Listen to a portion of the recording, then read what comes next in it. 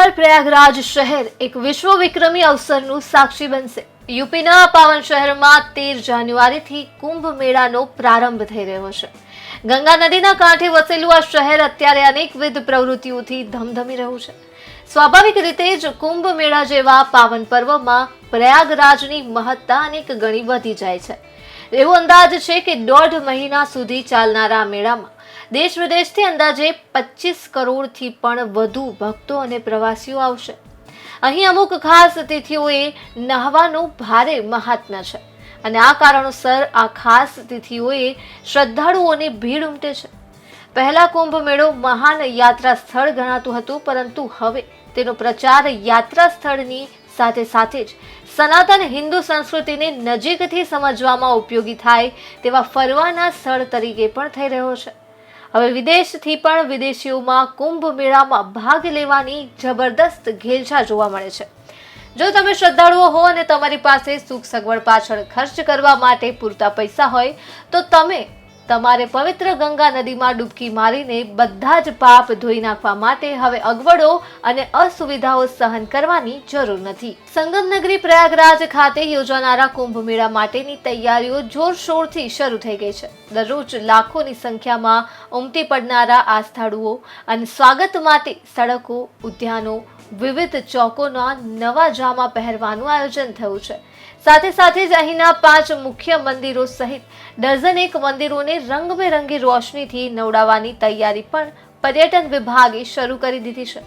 વાસ્તવમાં પ્રયાગરાજમાં સંખ્યાબદ્ધ પૌરાણિક અને ઐતિહાસિક મંદિરો આવેલા છે, જેના વિશે લોકોને વધુ ખબર નથી। પર્યટન વિભાગે આ મંદિરોનો કાયાકલ્પ કરીને તેને રંગબેરંગી રોશનીથી જળાહળા કરવાનો વિચાર અમલમાં મૂકી દીધો છે।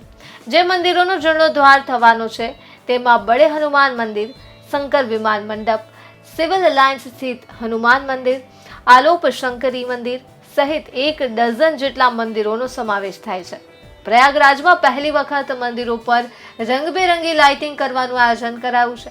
જોકે વર્ષ 2019માં કુંભ મેળા દરમિયાન યમુના પુલ અને શાસ્ત્રી પુલ પર કલરફુલ લાઇટિંગ કરવામાં આવ્યું હતું, પરંતુ આ વખતે આ સંગમ નગરીમાં આવેલા પૌરાણિક મંદિરોને પણ રંગીન રોશનીથી જળાહળા કરવામાં આવશે। જોકે કુંભ મેળામાં સૌથી મોટું મહાત્મ્ય સ્નાન કરવાનું હોય છે। દેશ વિદેશના શ્રદ્ધાળુઓ કુંભ મેળામાં આસ્થાને ડૂબકી લગાવવા આવતા હોવાથી અહીંના ઘાટ વ્યવસ્થિત રીતે તૈયાર કરવામાં આવે તે સૌથી વધુ જરૂરી છે। કુંભ મેળા દરમિયાન આસ્થાળુઓ માટે કાચા ઘાટ એટલે કે હંગામી ધોરણે પણ ઘાટ બનાવવામાં આવ્યા છે। શ્રદ્ધાળુઓ આ ઘાટ ઉપરાંત પાકા ઘાટો ઉપર પણ સ્નાન કરે છે। આ વાત ધ્યાનમાં લઈને ગંગા અને યમુના કિનારે નવા કુલ 7 ઘાટ બનાવવામાં આવ્યા છે। આ કાર્ય સિંચાઈ વિભાગની પૂર કાર્ય સંભાળતી શાખાને સોંપવામાં આવ્યું છે। આ 7 ઘાટ કુંભ મેળાના મુખ્ય વિસ્તાર ઉપરાંત આજુબાજુના વિસ્તારોમાં પણ બનાવવામાં આવ્યા છે।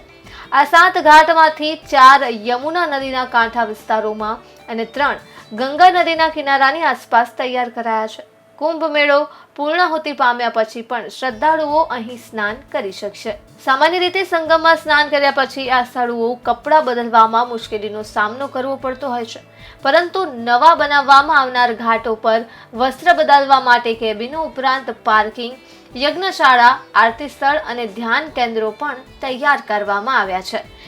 મહાકુંભ દરમિયાન ભક્તોની સુવિધા માટે 3000 સ્પેશિયલ ટ્રેનો સહિત લગભગ 13000 ટ્રેન દોડાવવામાં આવશે। લગભગ 1.5 થી 2 કરોડ મુસાફરો ટ્રેન દ્વારા આ શહેરમાં પહોંચવાના છે। મહાકુંભ 13 જાન્યુઆરીના રોજ પૂર્ણિમાના અવસરે શરૂ થશે અને 26 ફેબ્રુઆરીએ એટલે કે મહાશિવરાત્રિના રોજ સમાપ્ત થશે। કુંભ સહાયક ચેટબોટ ગૂગલ નેવિગેશનની સુવિધા પણ આ વખતે પ્રદાન કરવામાં આવી છે, જેના માધ્યમથી મહાકુંભ વિસ્તારમાં સેક્ટર, અખાડા, કલ્પવાસના ટેન્ટ, સ્નાનઘાટના રસ્તાનું નેવિગેશન પણ મળી શકશે। આ ચેટબોટ મહાકુંભ વિસ્તાર ઉપરાંત પ્રયાગરાજ શહેરના મુખ્ય દાર્શનિક સ્થળો, મંદિરો, રેલવે સ્ટેશન, બસ સ્ટેન્ડના રસ્તાઓ પણ બતાવશે। ઉપરાંત તે મહાકુંભમાં થનારા વિવિધ આયોજનોની જાણકારી પણ સમય પર આપતું જ રહેશે। અહીં સૌથી મહત્વની વાત એ છે કે પ્રયાગરાજમાં આગામી મહાકુંભ 2025 પર્યાવરણ જાગૃતતાની દ્રષ્ટિએ પણ એક મહત્વનું સીમાચિહ્ન છે। સમગ્ર દેશ અને વિદેશમાંથી લાખો લોકોની હાજરી સાથેના પવિત્ર મેળાવડામાં પર્યાવરણનો વિચાર કરીને તેના વિશાળ વિસ્તારને પ્લાસ્ટિક મુક્ત ઝોન જાહેર કરવામાં આવ્યો છે. ઉત્તર પ્રદેશના સરકારના આદેશ અનુસાર મહાકુંભ 2025માં સિંગલ યુઝ પ્લાસ્ટિક ઉપર સંપૂર્ણ પ્રતિબંધ છે અને ભક્તોને તેમજ વિક્રેતાઓને પર્યાવરણ અનુરૂપ વિકલ્પો આપવા પણ પ્રોત્સાહિત કરાશે.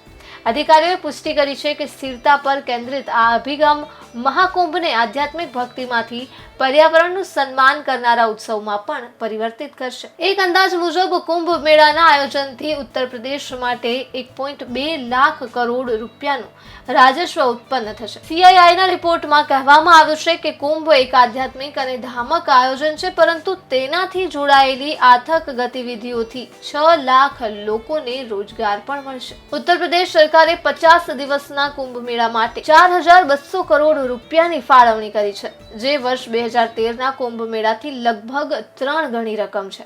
આ સાથે જ વર્ષ 2019નો કુંભ મેળો અત્યાર સુધીનો સૌથી મોંઘો કુંભ મેળો બન્યો છે.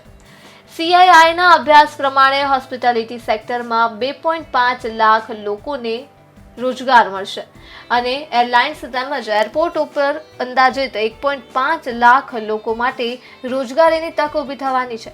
આ ઉપરાંત ટૂર્સ ઓપરેટર્સે 45,000 લોકોને પણ કામે રાખવાના છે. ઇકો ટુરિઝમ અને મેડિકલ ટુરિઝમમાં કુલ 85,000 રોજગારની તક ઊભી થશે. આવી જ રીતે ટૂર ગાઈડ્સ, ટેક્સી ડ્રાઈવર્સ, ઉદ્યમી સહિત અસંગઠિત ક્ષેત્રમાં લગભગ 50,000 નવી નોકરી બનશે, જેનાથી સરકારી એજન્સીઓ અને વેપારીઓની કમાણીમાં પણ વધારો થવાનો છે. માત્ર 45 દિવસના ટૂંકા ગાળામાં 25 કરોડથી પણ વધુ લોકો આવવાના હોય એ સ્થળે પૂરતી સુવિધા હોવી આવશ્યક છે. અત્યાર સુધી યોજાયેલા કુંભ મેળામાં ક્યારેય યાત્રાળુઓને આટલી સગવડ આપવામાં આવી નથી. સ્વાભાવિક રીતે જ તેને માટે રાજ્ય સરકારે અનેક ગણો વધુ ખર્ચ કરવો પડ્યો છે. ખર્ચ, યાત્રાળુઓની હાજરી અને બીજી અનેક બાબતોમાં આ કુંભ મેળો નવો વર્લ્ડ રેકોર્ડ સ્થાપશે તેમાં કોઈ જ શંકા નથી. શું તમે પણ મહાકુંભ 2025ની મુલાકાત લેવા જઈ રહ્યા છો? અમને કમેન્ટ સેક્શનમાં જણાવો.